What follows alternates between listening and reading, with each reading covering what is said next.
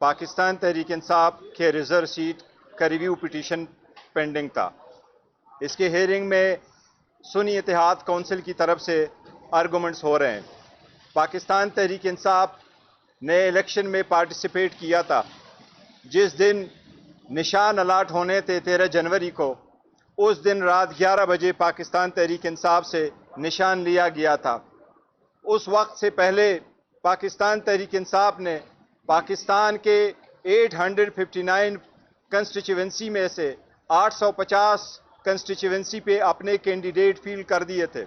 ہم نے ان سارے کینڈیڈیٹ کو اپنے ٹکٹ بھی ایشو کر لیے تھے، لیکن اس فیصلے کی وجہ سے ان کو نشان الاٹ نہیں ہوئے تھے بلے کا.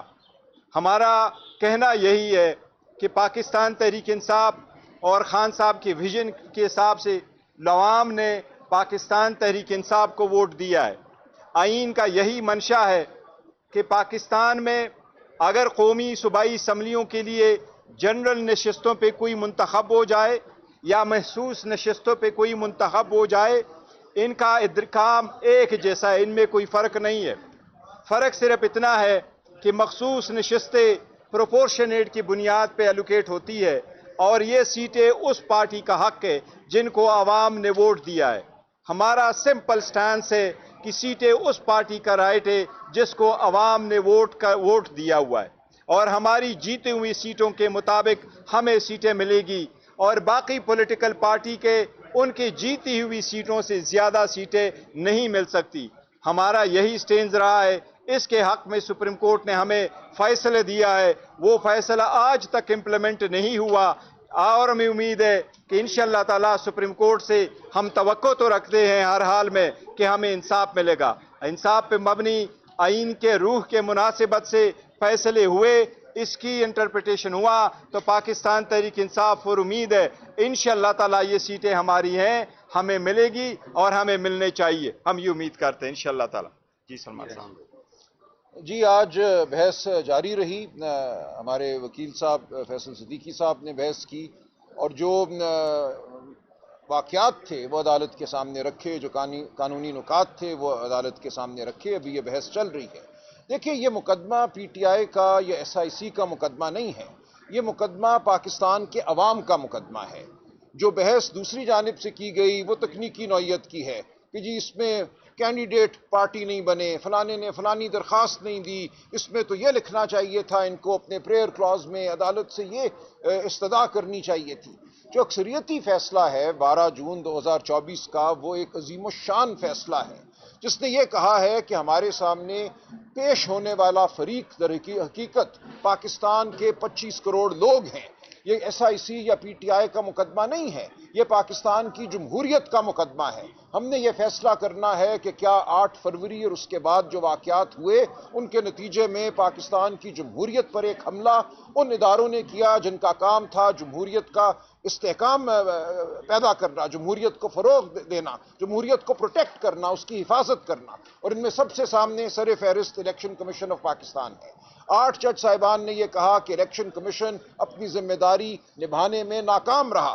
الیکشن کمیشن وہ کچھ نہیں کر سکا جو آئین اس سے توقع کرتا ہے. الیکشن کمیشن کے متعدد فیصلے ایسے تھے جن کی وجہ سے ابہام پیدا ہوا، جن کی وجہ سے لوگوں کو یہ لگا کہ شاید پی ٹی آئی ایک جماعت ہی نہیں ہے جو الیکشن میں حصہ لے رہی ہے. اس حوالے سے یہ تمام کنفیوژن پیدا ہوئی. ایک تذبذب کا عالم تھا کہ ہم نے بطور آزاد امیدوار الیکشن لڑنا ہے، ہم نے الیکشن لڑنے کے بعد پی ٹی آئی کو جوائن کرنا ہے، یا ہم نے سنی اتحاد کونسل کو جوائن کرنا ہے، قانون ہم سے کیا چاہتا ہے. یہ تمام صورتحال الیکشن کمیشن کے غلط فیصلوں کی وجہ سے پیدا ہوئی، اور ان غلط فیصلوں کو تمام 13 ججوں نے غلط کہا ہے. یہ بات بہت اہم ہے کہ جو افراتفری کا عالم تھا اس کا بڑا سبب الیکشن کمیشن آف پاکستان تھا.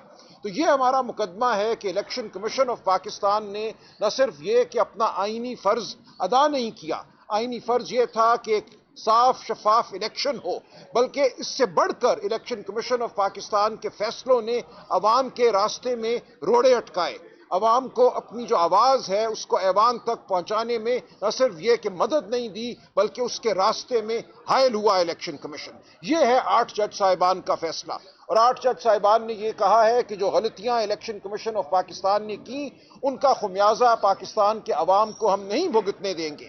پاکستان کے عوام کا یہ حق ہے کہ جمہوری طریقے سے ان کے جو نمائندے ہیں وہ ایوان میں آئیں۔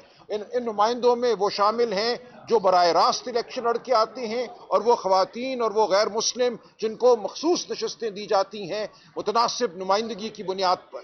دونوں کا اتنا ہی حق ہے کہ وہ پارلیمان میں ہوں۔ یہ دونوں جو ہیں پاکستان کے عوام کی نمائندگی کرتے ہیں۔ اگر پاکستان کے عوام کی جو منشا ہے، جو پاکستان کے عوام کی آواز ہے، اس سے ہٹ کر یہ مخصوص نشستیں ان پارٹیوں کو دی جاتی ہیں جنہوں نے وہ سیٹیں نہیں جیتی، جو پی ٹی آئی نے جیتی ہیں، ان کو مال غنیمت کے طور پر نشستیں دی جاتی ہیں، تو پھر پاکستان کی پارلیمان ایک ایسی پارلیمان ہوگی جو عوام کی نمائندگی کرنے سے قاصر ہوگی۔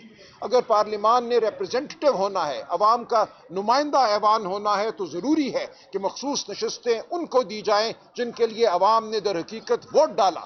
اگرچہ ان لوگوں کو الیکشن کمیشن نے آزاد امیدوار قرار دیا، در حقیقت وہ پی ٹی آئی کے امیدوار تھے، یہ سیٹیں پی ٹی آئی نے جیتی ہیں، لہٰذا مخصوص نشستیں بھی اسی تناسب سے پی ٹی آئی کو دی جائیں گی۔ یہ ہے وہ عظیم الشان فیصلہ 8 جج صاحبان کا جس کے خلاف آج الیکشن کمیشن ایک بار پھر کھڑا ہے، حکومت کھڑی ہے، مسلم لیگ نون کھڑی ہے، پیپلز پارٹی کھڑی ہے۔ تو یہ ہم جنگ لڑ رہے ہیں، پاکستان کی جمہوریت کی جنگ ہے جو ہم لڑ رہے ہیں، اور ہمیں امید ہے کہ یہ عدالت بھی 26ویں آئینی ترمیم کے باوجود ہمیں انصاف دے گی، پاکستان کے عوام کو انصاف دے گی۔ بہت شکریہ۔